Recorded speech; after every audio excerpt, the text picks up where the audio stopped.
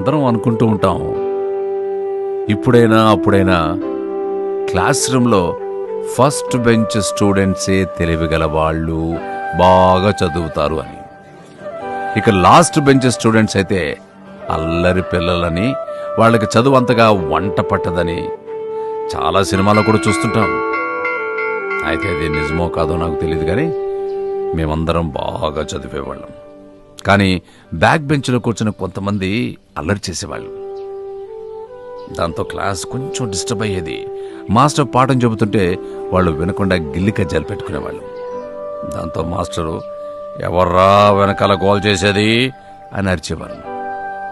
వాళ్ళు వెంటనే అల్లరి ఆపినట్టు ఆపి మళ్ళీ కొంచెం సేపటి తర్వాత తిరిగి మొదలుపెట్టేవారు.